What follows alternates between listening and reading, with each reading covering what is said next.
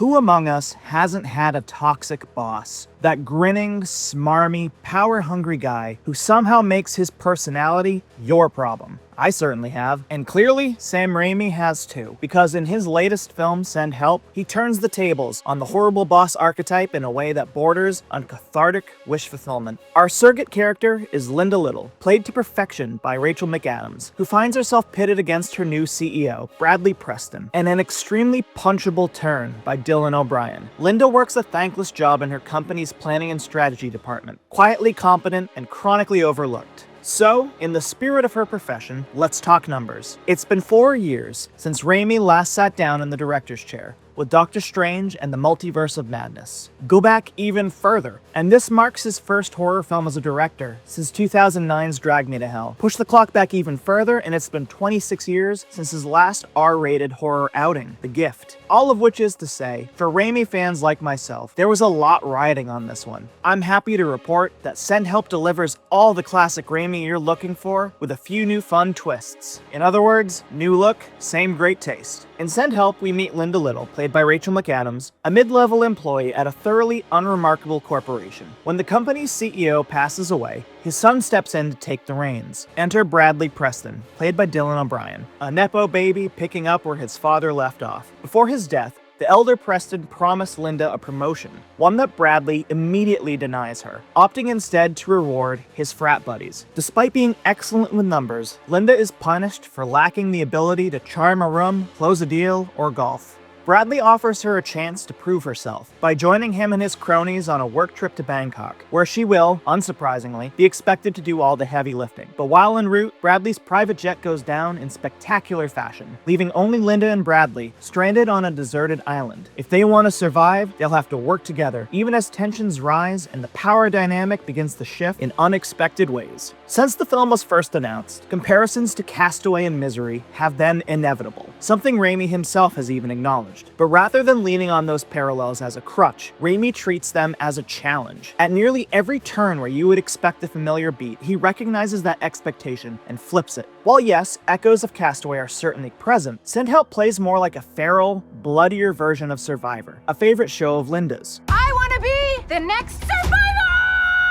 This isn't about simply enduring the island. It's about outwitting, outplaying, and outlasting your opponent. What follows is exactly the level of backstabbing, manipulation, and drama you would expect from that premise. There's an oddball chemistry to this two-hander that gives both actors room to shine. The film constantly shifts your allegiances and sympathies. No small feat, considering how thoroughly Bradley is established as detestable early on. It's a delicate dance between director, screenwriter, and performers, keeping the audience guessing about who truly holds the upper hand at any given moment. Raimi's decision to re-team with Rachel McAdams, after being impressed by her versatility in Doctor Strange, pays off immensely. She absolutely crushes it as Linda, a lonely office worker, stuck in a thankless position who finally finds her moment to shine. Stranded with the man who made her professional life miserable, she doesn't just endure, she thrives. In her at-home solitude, save for her pet bird, Linda has been studying survival manuals and foraging books, desperately trying to get cast on Survivor. So when disaster strikes, she's oddly prepared. The island gives her the confidence she never had in the corporate world, and she relishes the chance to flip the script and strip Bradley of his power. In today's cultural reckoning with toxic work environments, Linda becomes a clear audience surrogate. Watching her knock Bradley down several pegs and show him that his authority means nothing out here is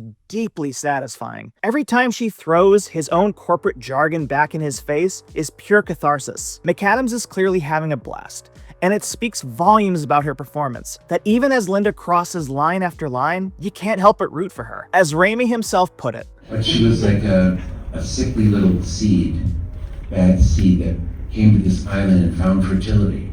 And not only did that plant grow into a powerful, beautiful plant, but it also developed some poisonous barbs on it. Some ugly stuff showed itself too. On the other side of the demented coin, Dylan O'Brien more than holds his own. Every great showdown needs a worthy antagonist, and he delivers. Bradley is manipulative, smug, and infuriating, yet never a cartoon villain. Worse, he's painfully recognizable. We all know someone like him, flashing a charming grin while preparing to stab you in the back. O'Brien even develops a gut-churning bully laugh that feels like a weapon in itself. Every time it erupts, you'll wish you could punch a sound.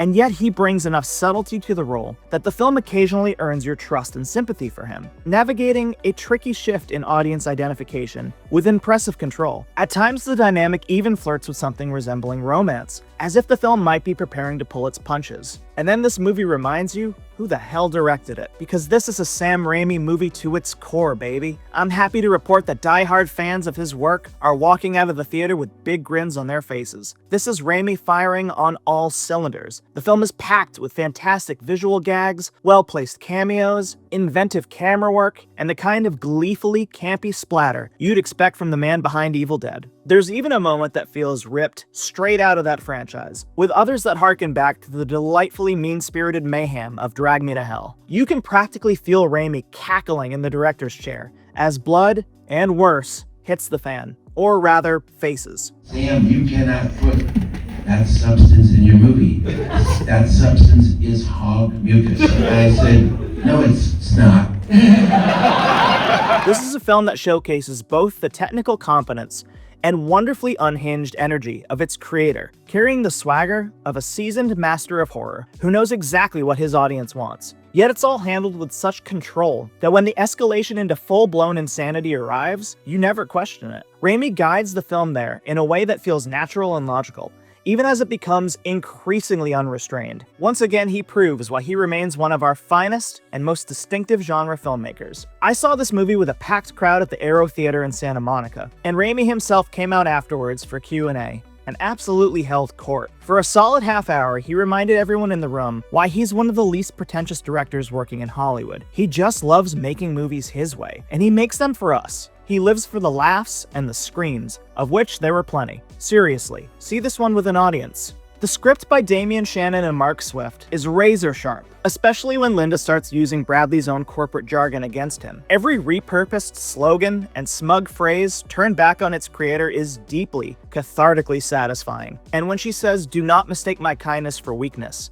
it becomes less of a warning and more of a mission statement. The script is also impressively well researched, offering the audience genuinely useful survival tips, just in case we ever find ourselves stranded in a similar scenario. Complementing the film's wild ride is an engaging score by the ever-reliable Danny Elfman, whose strings and stings punctuate the moments of pure insanity with manic precision. And to top it all off, there's the expert cinematography of Bill Pope, once again dripping with style and unique perspective. He takes full advantage of the beautiful on-location shoot in Thailand, crafting an island that is simultaneously gorgeous and visually formidable, a setting that feels both alluring and threatening at every turn. All in all, this film is a return to form in every way you would expect. From top to bottom, Raimi and his cast guide us through a wild ride that keeps you fully engaged from start to finish. While there are a few logical threads one could pull at, they're barely worth mentioning, as you're far more likely to walk out deeply satisfied with the experience you've just had. The film thrives in its insanity, as well as its devotion to reversal, watching an underdog relish the reclamation of her power. It's no surprise that Send Help fits neatly into the horror subgenre the internet has lovingly dubbed "good for her." In today's work culture, Linda is a clear audience surrogate, and her journey speaks directly to that shared, simmering frustration. On top of that, the film is funny, nasty, inventive, and unapologetically Sam Raimi, and it serves as a reminder to be careful who you laugh at. They might just be your saving grace or your worst nightmare. For me, this one's a solid 8 out of 10.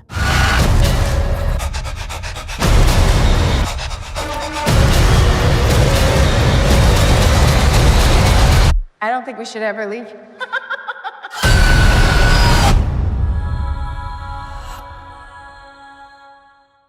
That's why I'm insane.